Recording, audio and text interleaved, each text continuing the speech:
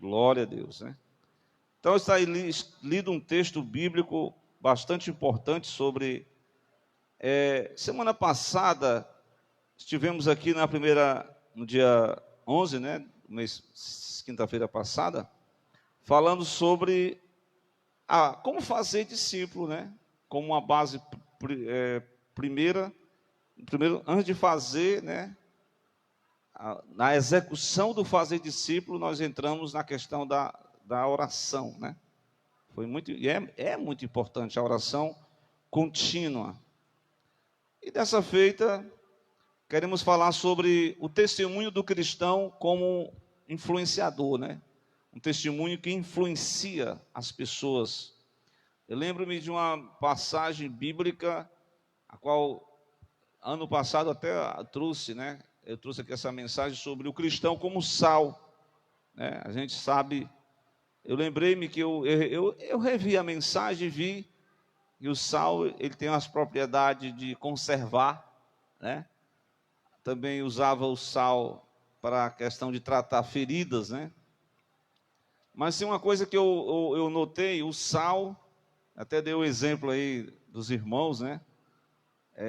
Quando alguém está vendendo alguma coisa de comida, ninguém compra, mas basta uma pessoa comprar e dá logo a vontade de comprar, porque o sal dá sede, então vai impactar a sede nas outras pessoas. As pessoas vão ter desejo de conhecer esse caminho que você segue, o caminho que é Cristo. Não é uma religião, nós não seguimos uma religião, nós seguimos Cristo. Glória a Deus, relacionamento com Deus. Então, falando sobre o testemunho do cristão que é influenciador, porque a pessoa ser cristão e não ter aquela condição de influenciar nas pessoas que estão ao seu redor, né? Está precisando de rever os seus conceitos, rever a sua vida de oração. Mas, tomando esse livro como base, o livro que eu digo, o livro dos Atos dos Apóstolos. Vocês vão sempre ter esse livro como uma base de como nós fazermos discípulos, de como aquela primeira igreja fez discípulos, de como aqueles primeiros cristãos fizeram discípulos. Então nós estamos caminhando junto com essa doutrina, caminhando junto com eles. Vemos ele lá no cenáculo reunido, buscando o Espírito Santo. E depois da experiência do cenáculo, porque o cristão ele tem que passar por essas duas festas dos judeus, né?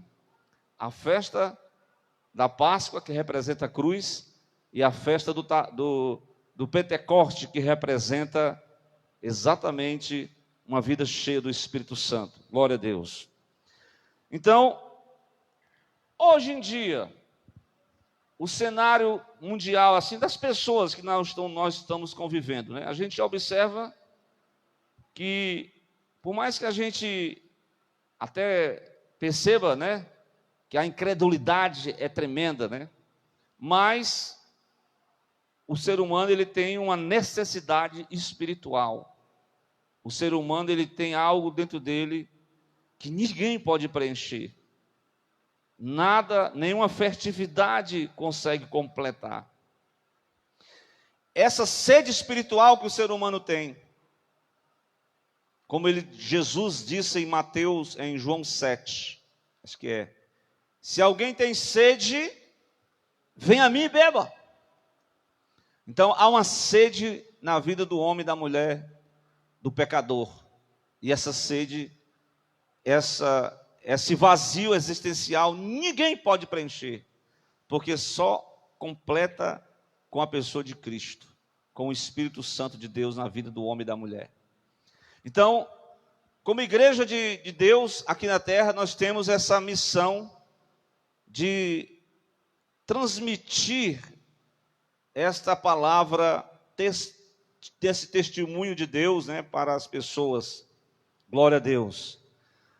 E note aí que o texto bíblico que eu li, o 4:31, mas antes do 31, vocês podem ver que no capítulo 3, né, o apóstolo Pedro foi ao lugar da oração, mas João e ele realizou o milagre lá em nome de Jesus. O paralítico lá da Porta Formosa foi curado, e houve toda aquela converseiro, perseguição, e olhe, no capítulo 4, exatamente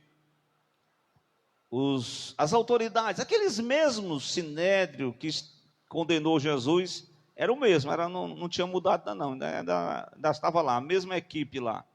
E agora eles estão planejando em como paralisar aquele trabalho que aqueles discípulos estavam fazendo de evangelizar. Observe aí no capítulo 4, exatamente versículo 16, dizendo: que havemos de fazer a estes homens, porque todos que habitam em Jerusalém, é manifesto que por eles foi feito um sinal notório e não podemos negar. Mas, para que não se divulgue mais entre o povo, ameacemo-los. Isso é uma das estratégias do adversário. Ele ameaça os discípulos com questão de prisão, né? De serem punidos. Ameacemo-lo, para que não fale mais nesse nome a homem algum. Não fale mais. E, chamando-os, né, à parte, disseram-lhes aos apóstolos que absolutamente não falasse nem ensinasse no nome de Jesus. Respondendo, porém, Pedro e João lhes disseram: julgai vós se é justo diante de Deus ouvir antes a voz do que a Deus, porque não podemos deixar de falar do que temos visto e ouvido. Nós não podemos deixar de falar. Mas eles ainda ameaçaram mais e não acharam motivo para os castigar. Deixaram-nos ir por causa do povo, porque todos glorificavam a Deus pelo que acontecera, né? Aí depois eles vão entrar em oração. A verdade, o 31 já é uma reunião de oração que encheu o lugar, e eles continuaram cheios de ousadia, anunciando a palavra de Deus. Então, estão entendendo aqui como é? Quando você está fazendo algo para Deus, sempre vai aparecer obstáculos, sempre vai alguém se levantar contra você. Se você for fraco, né? Não, eu vou mais falar, não vou mais seguir, não.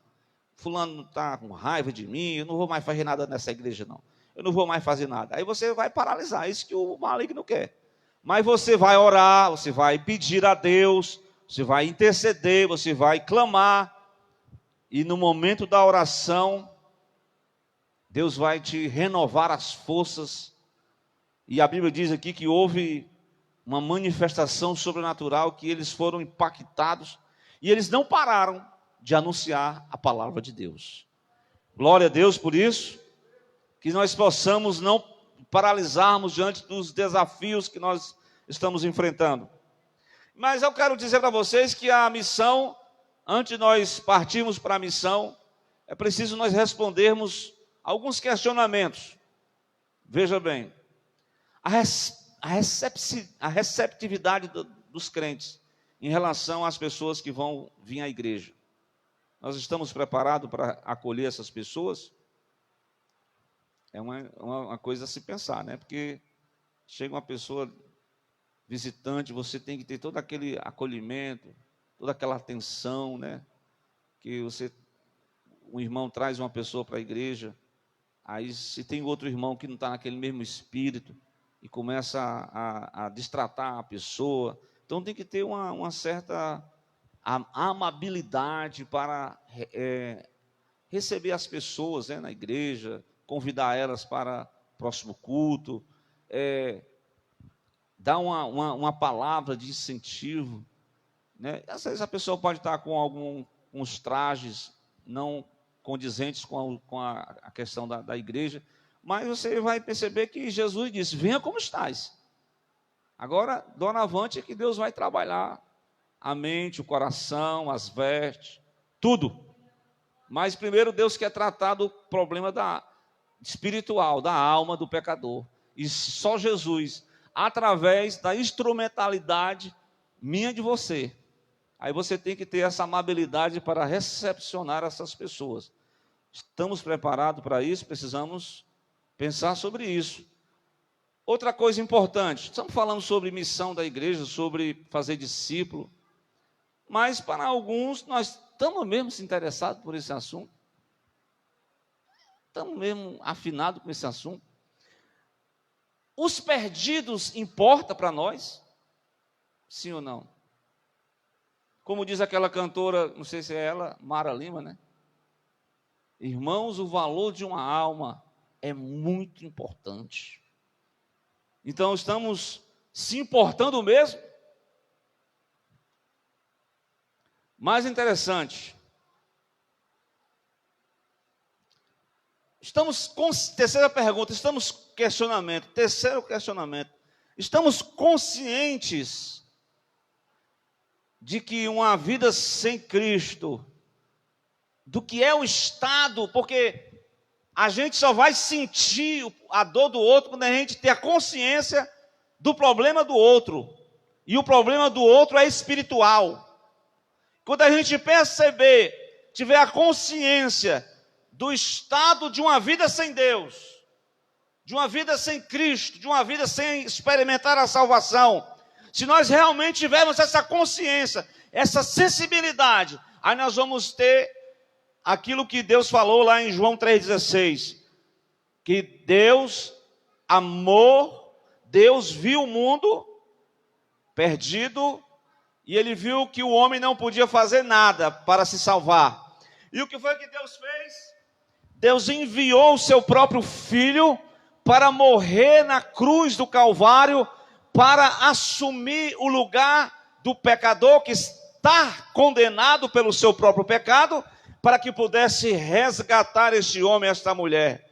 Então, a consciência da situação espiritual do homem é necessário para nós fazer discípulos para Cristo. Glória a Deus.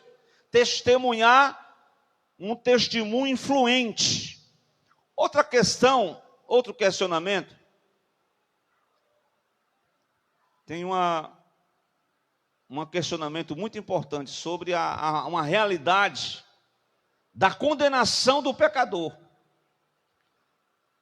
Por mais que alguém não aceite, tem até um grupo religioso que não crê na condenação do pecado. Ele acha que a condenação do pecado é aqui agora. Tem um pessoal que diz, irmão, o inferno é aqui. Irmão, se o inferno fosse aqui, você está no paraíso. Mas há uma realidade no mundo espiritual de uma pessoa que não conheceu a Cristo, que não confessou a Cristo, que ela está debaixo do pecado, e a gente sabe que a condenação do pecado é a morte. E a morte, se for desenvolver esse tema, a morte física, porque o salário do pecado é a morte espiritual, é a separação do homem com Deus, e por conseguinte, mas eu quero dizer que a morte física tem jeito, porque Jesus ressuscitou os mortos, ressuscita os mortos, ele ressuscitará os mortos. A morte espiritual tem jeito. Você aceitar Cristo, nesta noite você vai se endireitar no caminho da vida, e você vai viver e vai nascer de novo. Mas tem uma morte que é perigosa, que é a morte eterna. É o estado eterno do homem sem Deus. É o abandono do homem que rejeitou a graça. E eu sempre digo, quem rejeita a graça vai conviver com a desgraça do próprio pecado. Porque o pecado parece ser algo interessante para o pecador, algo satisfatório, algo prazeroso. Mas a verdade de Deus é que o salário é a própria morte. Mas o dom gratuito de Deus é a vida eterna em Cristo Jesus. Amém? Glória a Deus. Eu preciso ter consciência, eu acredito nessa realidade que eu estou falando aqui, sobre a questão da condenação. Quem mais falou sobre o inferno foi o próprio Cristo. Falou para a raça de... ele falou assim, como escapareis da condenação do inferno para os religiosos? Irmãos, outra coisa, quando a gente fala de missão, irmã Leia, tem que investir tempo, energia, nas vidas, nas pessoas. Para nós pensarmos em fazer, dar um testemunho contagiante, nós temos que pensar em todas essas questões. Estamos dispostos a a dar um pouquinho do nosso tempo, das nossas energias, para uma vida sem Cristo, para uma vida que precisa de ouvir uma palavra de Deus. E de outra coisa, não é só simplesmente vir, ei, aceita Jesus, pá, pronto. Não é só assim não, meu amigo. Tem toda uma jornada, Léa, irmã Cida e Silvia. Há uma jornada, há uma maturidade. Porque é como você pegar uma... Vocês sabem qual que é a questão de um bebê espiritual, né? Primeiro leite, você vai dando uma oração por ele, você vai ensinando os primeiros passos, você vai levando ele, ó, irmão, você tem que vir por aqui, irmão, não siga esse caminho aqui não. Jesus, vá pela palavra, vá pela oração. Você vai trazendo aquela pessoa a uma jornada de fé para que ele possa se amadurecer, para que ele possa se firmar, para que ele possa se fortalecer. Quando toda essa jornada você já tem uma pessoa na igreja, uma pessoa fortalecida, uma pessoa que já está trabalhando, aí você pode ver que é uma pessoa que valeu a pena o esforço, o tempo, a energia. Porque aquela pessoa estava perdida, sem Deus, sem paz, sem salvação, e você foi lá e falou de Jesus, e a história de vida daquela pessoa foi mudada por causa de um testemunho influenciador. Glória a Deus.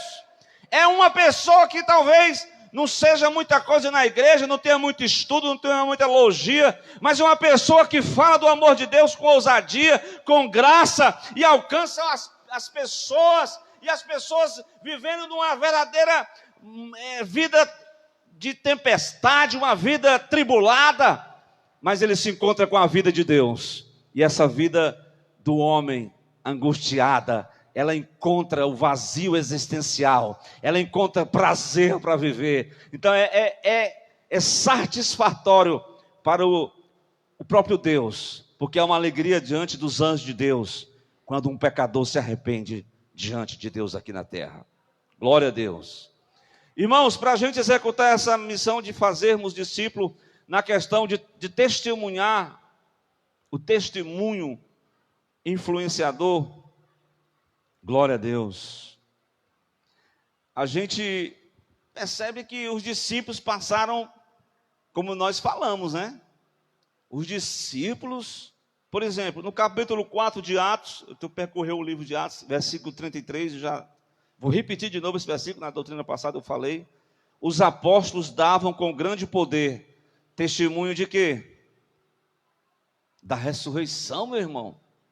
Irmão, quem teve uma experiência com Cristo ressurreto, quem tem uma experiência, uns homens daquele que passaram 3 anos convivendo com o Cristo ali, fazendo os milagres, de repente Cristo foi levado ali para uma conspiração dos governos, das políticas, religiosas, e por não dizer as autoridades do poder jurídico, que incriminaram Jesus, e ali Jesus foi condenado, foi tudo o propósito de Deus, e agora aqueles homens estavam aquartelados, acovardados, estavam amordaçados, estavam com medo. O próprio Pedro negou a Jesus, os discípulos fugiram, e estavam tudo ali medrosos. Mas depois que eles passaram pela experiência do Pentecoste, depois que eles tiveram um encontro com o Cristo vivo, o medo foi embora, eles agora tinham ousadia. Glória a Deus. Quando você diariamente tem um encontro com o Cristo vivo, não é com aquele Cristo que está na cruz, não. Às vezes o pessoal, amanhece o dia, o pessoal vai lá no Cristo da cruz, aí faz aquelas inclina-se diante do Cristo que está na cruz, aí faz aquele momento ali, aí parece que é só naquela hora, depois a boca é um sepulcro aberto, depois é só amaldiçoando um ao outro, depois é só falando palavrão, mas é o cumprimento religioso. Mas quem tem um encontro com o Cristo vivo, glória a Deus, quem tem um encontro com o Cristo vivo, ele tem a ousadia no falar, ele testemunha com um testemunho influenciador, ele testemunha com viva fé, não com o Cristo morto, não com o Cristo que está ainda na cruz, mas o nosso Cristo está vivo, pelo século do século. E Ele impulsiona a gente a nós falar dele com ousadia. Glória a Deus. Então, essas duas experiências marcantes no exercício dessa missão de testemunhar com o testemunho influente. É o encontro com o Cristo vivo, eles anunciavam com graça, e a passagem do Pentecostes. Irmãos, já estavam ousados, revestidos de poder. Glória a Deus. Se a gente for ver o sermão do diácono chamado Estevão, meu irmão, o homem foi no Velho Testamento, trouxe toda a história de Abraão, passou por Davi, Salomão, contou tudo, falou, chegou até Cristo, denunciou o pecado da sua geração e disse: vocês precisam se converter a Cristo, porque a religião de vocês vão levar vocês para o inferno, mas se vocês se aceitarem a Cristo, o pecado não terá domínio sobre vocês, porque Cristo é a resposta, Cristo é a solução, Cristo venceu a morte, Ele é o maior, Ele venceu o próprio inferno, Ele tem a chave da morte e do inferno. Glória a Deus. Meu irmão, depois de ser revestido, só mesmo a ação de influência no meio de uma sociedade corrompida, uma sociedade totalmente destituída dos valores de Deus. Aqueles irmãos foram só 120 irmãos. Pensa aí, uma igreja, uma congregação de 120 irmãos, cheio do Espírito Santo. Irmãos, onde esses irmãos iam, eles transmitiam a palavra com ousadia. E é interessante, o tempo está passando aqui, mas capítulo 16 de Atos, tem que percorrer o livro de Atos aqui para a gente, o versículo de número 20 e 21, diz assim, vou ler. Apresentando-os, os magistrados disseram: estes homens, sendo judeus, perturbaram a nossa cidade. Sabia que a mensagem que os discípulos levavam é semelhante, não para o lado do bem, não para o lado do mal.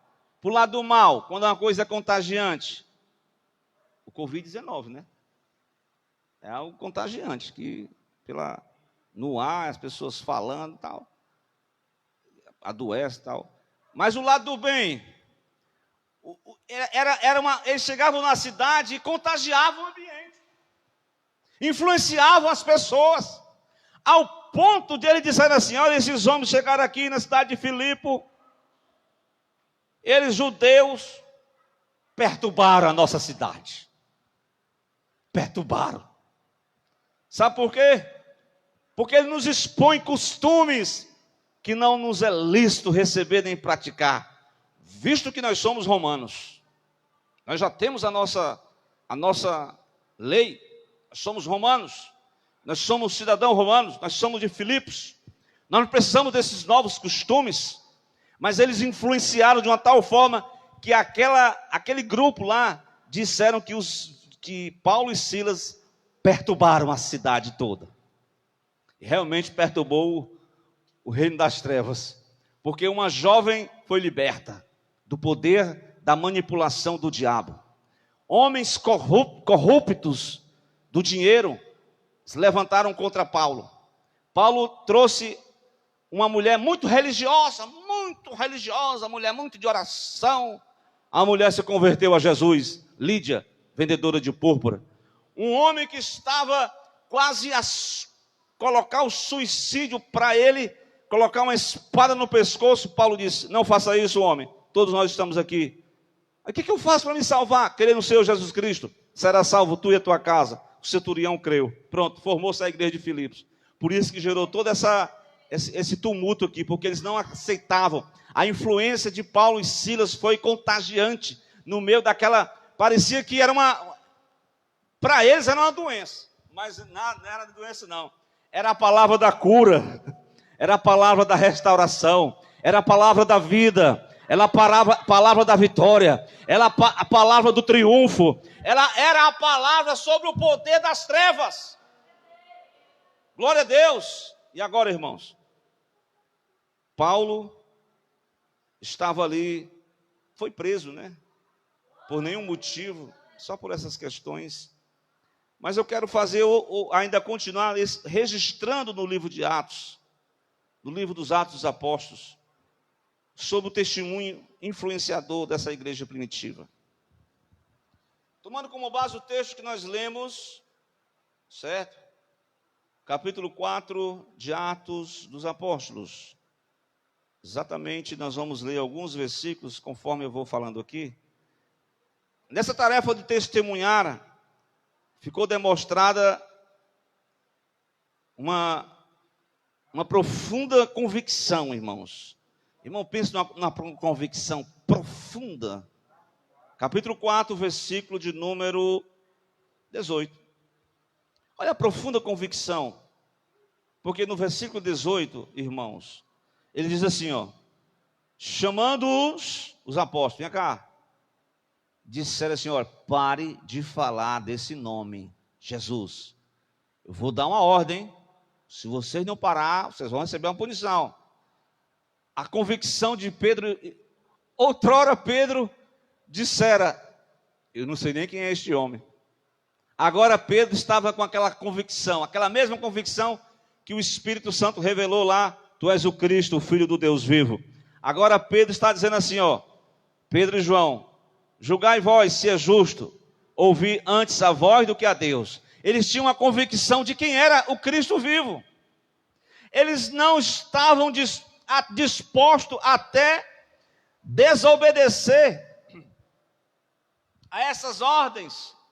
Porque eles diziam assim, importa mais obedecer a Deus do que aos homens. Glória a Deus. Glória a Deus. Então nessa tarefa de testemunhar, se você fosse, não sei se eu sei lá, eu vou para a igreja. Mas quando Jesus aprimora, aperfeiçoa, salva, e quando você tem contato com o Cristo vivo, meu irmão, essa convicção ninguém vai lhe tirar. Você fala com ousadia. Você tem um testemunho influente.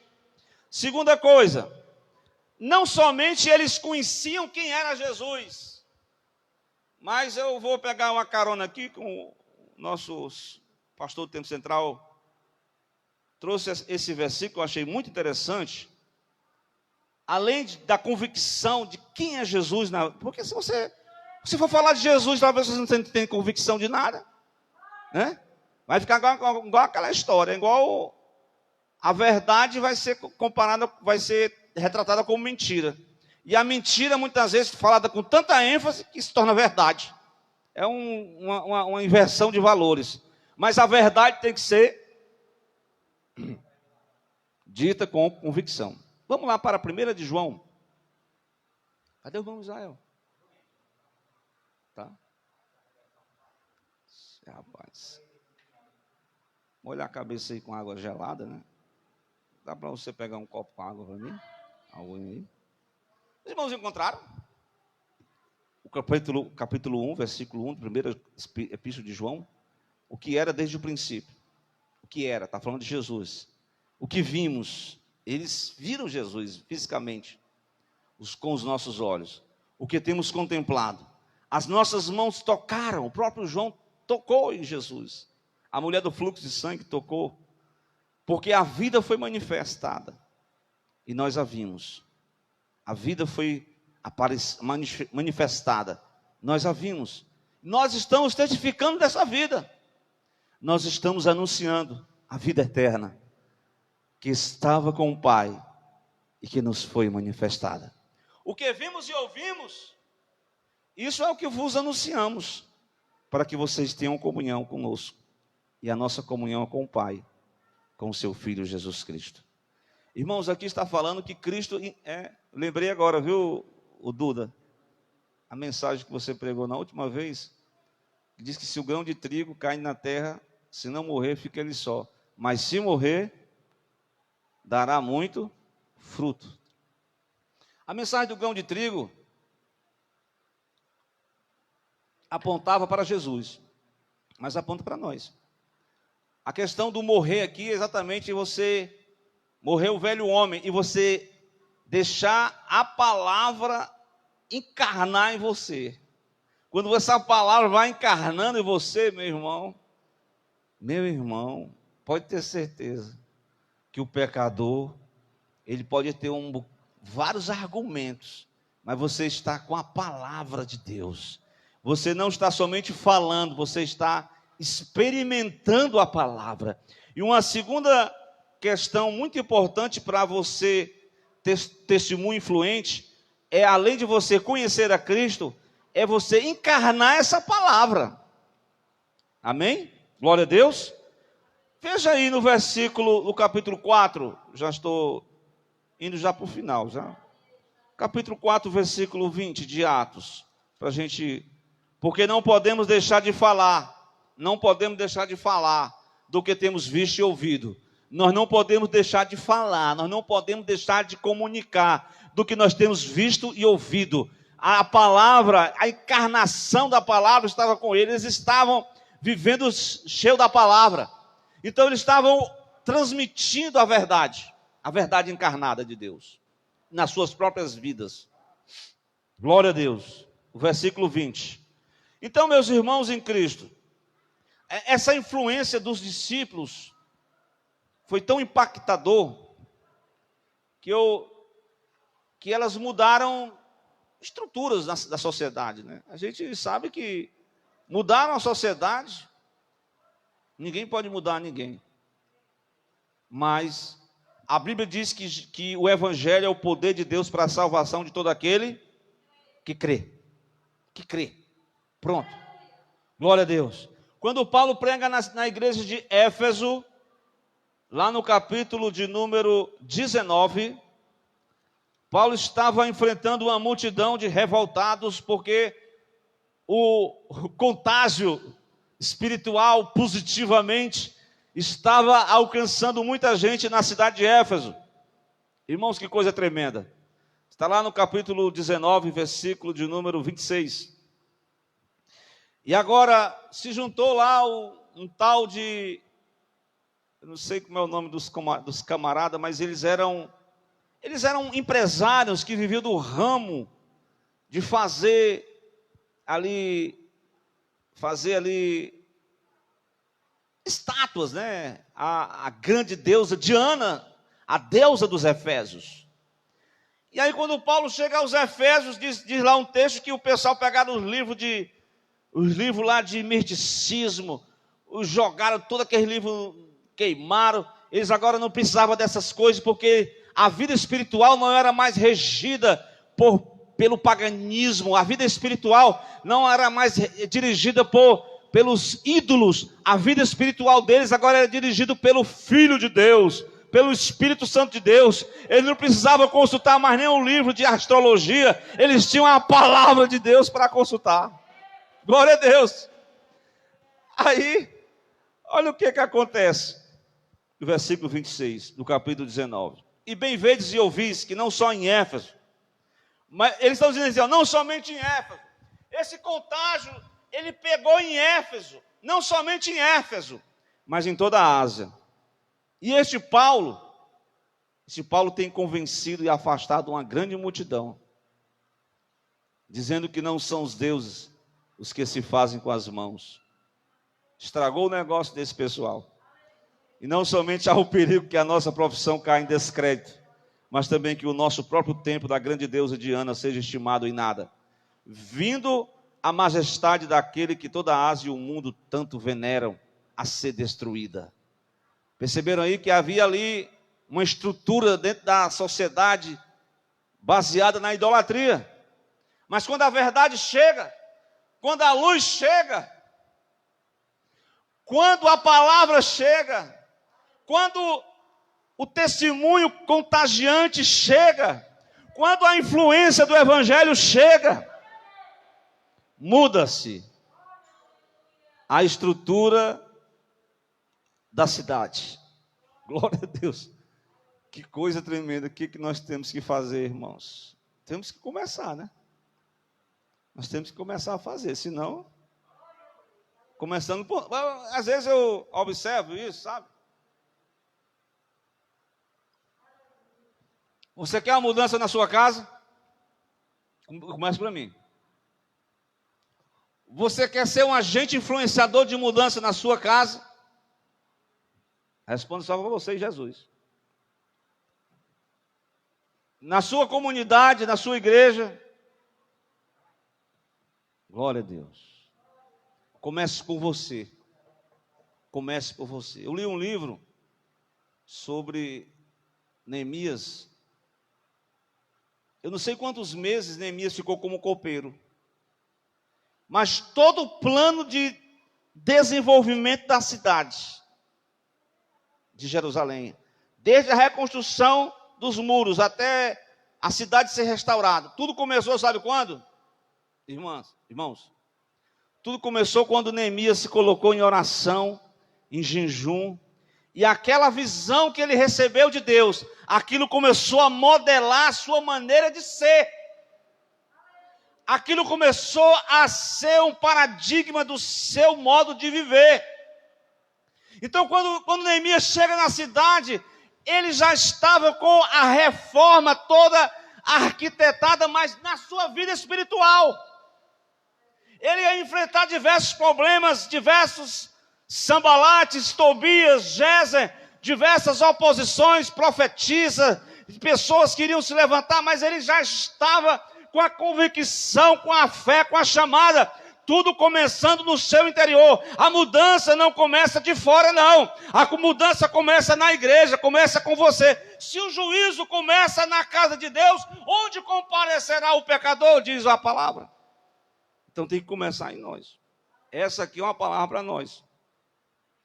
Então, meus irmãos em Cristo, está melhor, irmão Israel?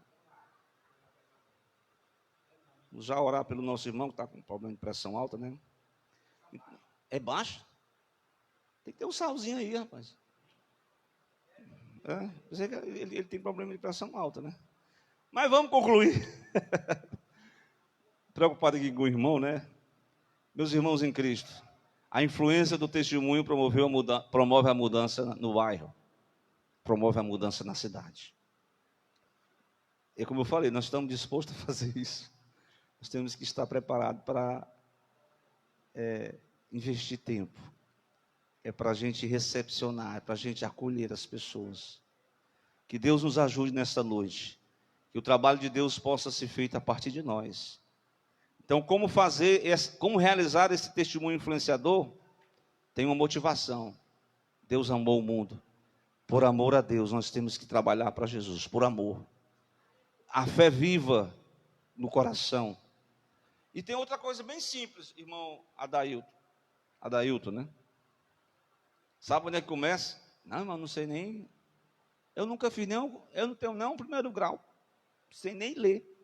Irmão, nunca fui nem no seminário. É bom, mas começa no contato das pessoas ao seu redor. Como eu falei aqui uma vez, você começa a usar a sua rede social para evangelizar. As pessoas que estão no seu trabalho. Você vai botando ali um hino, você vai falando de Jesus, né?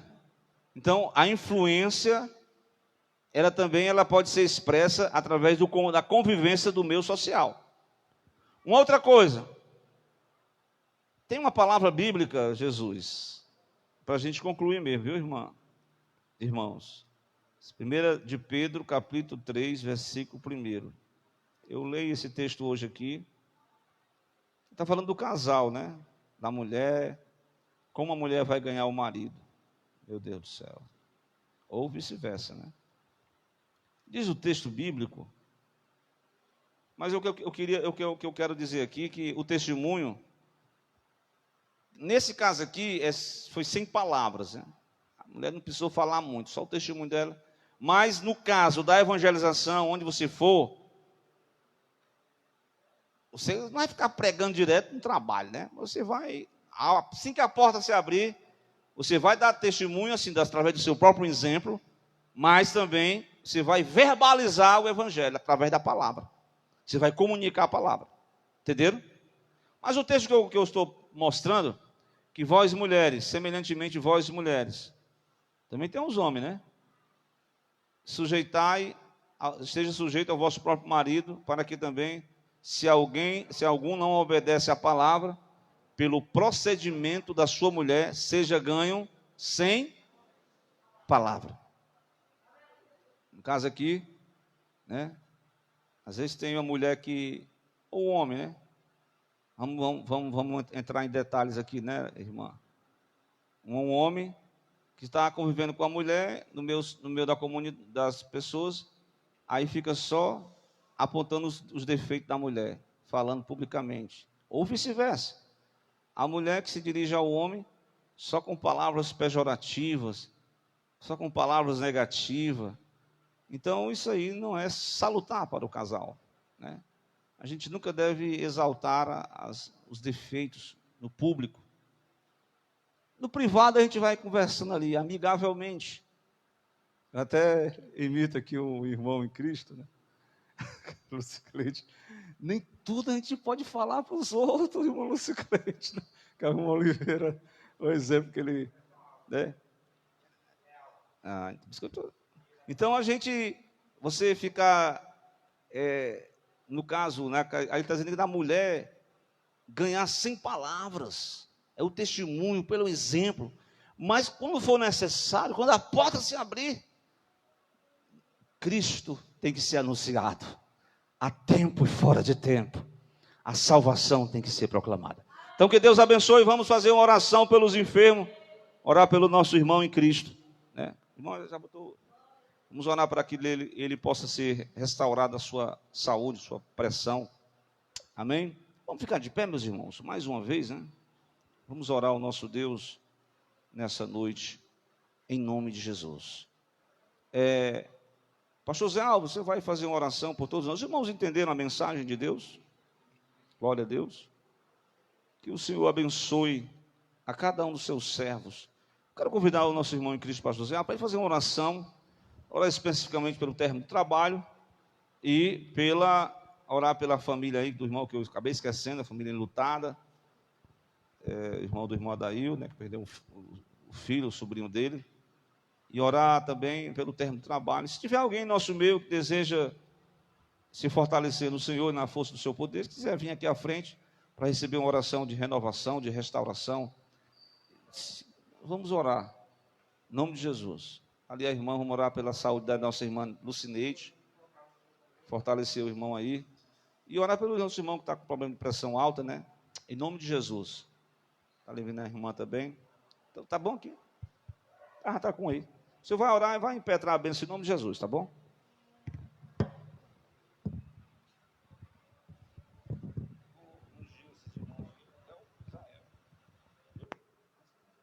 Pai, Senhor, irmãos, vamos orar em nome de Jesus.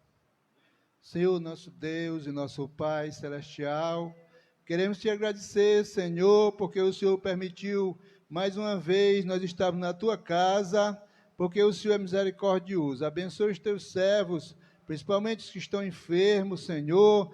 Estamos alegres aqui porque estamos vendo na tua casa a esposa do irmão Duda, tua serva, Senhor, que tivemos informação que ela esteve muito enferma, mas o Senhor já tem restaurado, já tem, Senhor, melhorado a sua condição de saúde, dá saúde total à tua serva, Senhor. Abençoa os demais teus servos que estão enfermos, como Israel, que está ali, Senhor, com uma pressão um pouco alta, dá saúde a ele, Senhor. É um presbítero da tua casa que tem prazer em fazer o teu trabalho juntamente conosco. Abençoa os demais irmãos que estão enfermos. Meu Deus, no teu nome, nós repreendemos todo espírito de enfermidade, que seja repreendido em nome e pelo poder do Senhor Jesus. Olha, espírito de enfermidade, você que vem trazer enfermidade aos servos de Deus, nós te repreendemos em nome e pelo poder do Senhor Jesus. Assim, Senhor da glória, abençoa os que estão com outros problemas na vida, colocando na tua presença aqui, Senhor, a família ali do pessoal da família do nosso irmão Dailton, Senhor, que estão ali naquele momento de dor, aleluia, perderam uma pessoa da família, mas o Senhor pode curar ou pode salvar os demais, Senhor. Faz milagres e maravilhas, Senhor, na vida daqueles que estão ali também enfermos. Abençoa dos céus a cada um dos teus servos que estão, Senhor, nos hospitais,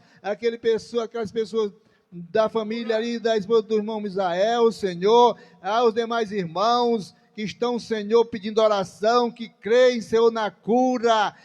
Meu Deus e meu Pai, nós também te agradecemos por aquele decreto que foi aprovado ali na Câmara, Senhor, e que as igrejas vão continuar abertas de todas as denominações, Senhor. Abençoa dos céus, Senhor. Assim, meu Deus, alegra os teus servos que vieram ao culto nesta noite. Leva, Senhor, em paz para os seus lares, dando uma noite de paz, noite de bênção, um final de semana de alegria, de paz. Salva almas, Senhor, e que possamos estar nas reuniões, Senhor, na tua casa neste final de semana. Abençoa aos demais ministérios, a todos os teus servos que estão, Senhor, nesta cidade, nesse estado, nesse país, e até mesmo os missionários que estão lá distante de nós. Senhor da glória, salva almas e abençoa dos céus, até mesmo os teus servos que não vieram, que possam estar também aqui na ceia domingo. Queremos, Senhor, te pedir que o Senhor mande um grande número de servos teu para nós aqui, Senhor, celebrar aquele